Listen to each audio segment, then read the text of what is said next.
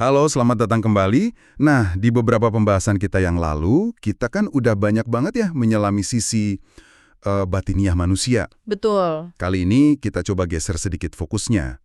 Berdasarkan sumber-sumber yang Anda bagikan, kita akan coba petakan sisi sebaliknya, yaitu bagaimana Al-Quran berbicara tentang tubuh manusia secara lahiriah. Sebuah pergeseran yang sangat penting menurut saya. Iya kan? Misi kita hari ini jadi untuk memahami gimana sih ayat-ayat suci itu pakai diksi tentang raga, apa makna di baliknya, dan apa petunjuk yang ada di dalamnya. Karena seringkali diskusi spiritualitas itu seolah-olah menempatkan raga sebagai sesuatu yang sekunder, bahkan penghalang. Dianggap penghalang, betul. Padahal dari sumber-sumber ini kita bakal lihat kalau Al-Quran itu memandangnya sebagai mitra yang tidak terpisahkan dari jiwa. Quran sering banget memulai pembicaraan tentang keagungan manusia justru dari asal-usul fisiknya yang paling sederhana. Seolah-olah kita diajak melihat kanvas kosong dulu, gitu. Tepat. Dan ini bukan untuk merendahkan loh. Ini justru sebuah strategi retoris yang kuat sekali.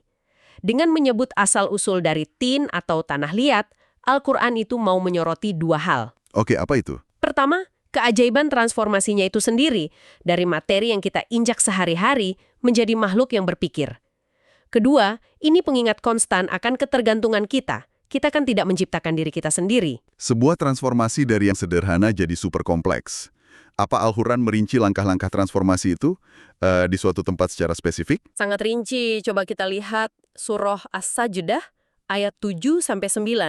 Di situ prosesnya dilukiskan dengan sangat indah. Oh iya, ayat itu memaparkan alur yang jelas. Dimulai dari penciptaan dari tanah liat, lalu keturunannya dari saripati air, terus ada frasa kunci, sawwahu, dia menyempurnakan bentuknya. Menyempurnakan bentuknya. Nah, puncaknya, setelah penyempurnaan bentuk fisik ini, baru ada penganugerahan fakultas-fakultas krusial, as-sam'a, wal-absora, wal-af'idah, yaitu pendengaran, penglihatan, dan hati. Jadi urutannya itu, materi dasar, disempurnakan bentuk fisiknya, baru kemudian diaktifkan dengan indera dan kesadaran. Betul sekali. Ini seakan menegaskan bahwa tubuh fisik itu bukan penghalang ya, tapi justru medium utama yang kita dapatkan. Persis. Tubuh dengan semua perangkat inderanya adalah gerbang utama yang Tuhan berikan supaya kita bisa memahami realitas dan tanda-tanda kebesarannya. Tanpa tubuh ini, gimana coba kita bisa berinteraksi dengan alam semesta? Nah, ini membawa kita ke bagian yang seru banget nih, anatomi makna. Al-Quran kan nggak cuma bilang tubuh, tapi spesifik banget menyebut anggota-anggotanya. Jadi kalau pendengaran dan penglihatan itu gerbang atau saluran input utama, gimana Al-Quran memaknai keduanya? Apa sekedar organ biologis? Oh, jauh dari itu. Keduanya itu hampir selalu disebut dalam konteks fungsi dan tujuan. Coba lihat surah Al-Insan ayat 2. Di situ hubungannya jelas sekali. Ayat itu bilang, manusia diciptakan untuk diuji. Nabtalihi. Maka dari itu, faja'alnahu sami'an basira, kami jadikan dia mendengar dan melihat. Oh, jadi kemampuannya itu? Artinya, kemampuan mendengar dan melihat itu adalah modal dasar supaya ujian kehidupan ini bisa berlangsung. Tanpa keduanya, gimana kita bisa memproses informasi dan membuat pilihan, ya kan? Tunggu sebentar, ini menarik. Al-Quran juga sering banget kan mengontraskan antara penglihatan fisik dengan sesuatu yang lain. Semacam kebutaan hati. Betul, betul. Jadi punya mata saja sepertinya nggak cukup. Maksudnya hati yang buta itu apa sebenarnya? Nah, ini poin krusial yang membedakan antara sekedar melihat dengan memahami. Surah Al-Hajj ayat 46 menyatakannya dengan tajam sekali bahwa sesungguhnya yang buta itu bukan mata fisiknya, la ta'mal absaru. Bukan mata fisiknya. Walakin ta'malul qulubul lati fis sudur. Ini menegaskan bahwa fungsi tertinggi dari indera penglihatan adalah untuk mengantarkan data dan pemahaman ke hati.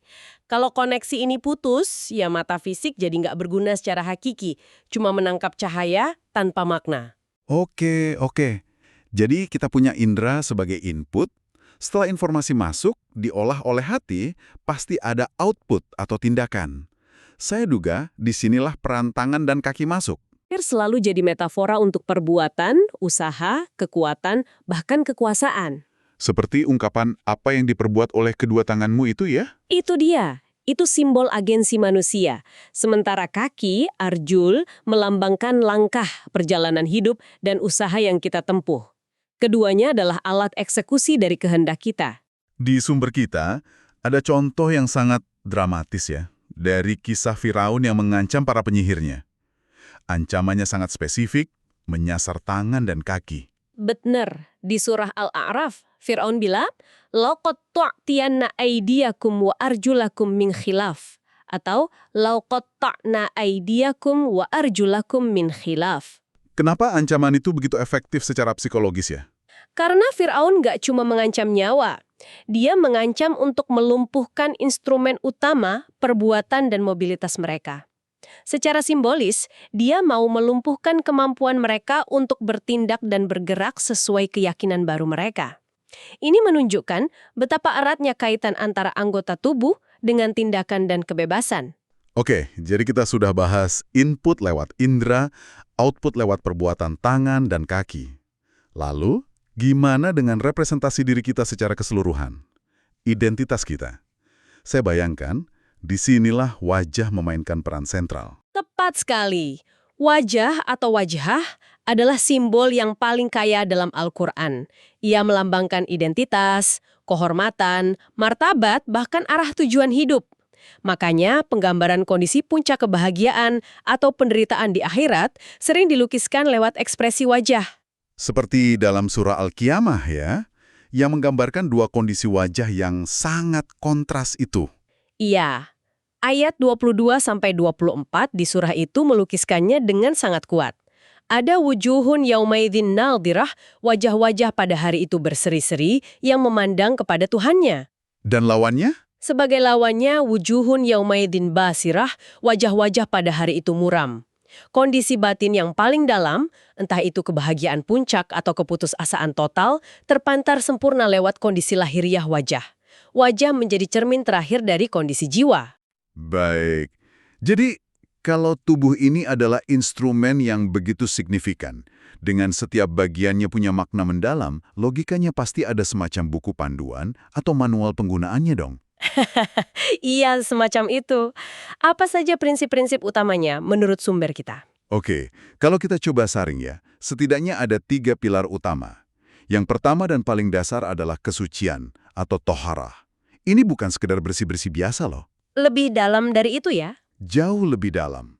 Menjaga kebersihan fisik itu adalah bentuk penghormatan kita terhadap tubuh sebagai amanah. Dan kesucian fisik ini kan bahkan jadi prasyarat untuk ibadah spiritual kayak sholat. Sepertinya ada pesan di situ, bahwa yang lahiriah dan batiniah nggak bisa dipisahkan. Betul sekali.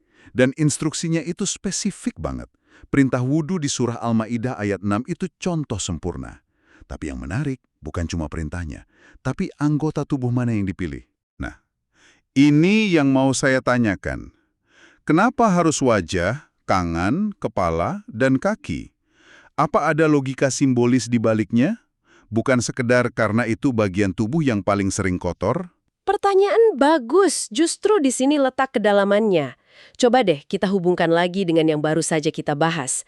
Kita membasuh wajah, representasi identitas kita. Iya, betul. Kita membasuh tangan hingga siku, instrumen utama perbuatan kita.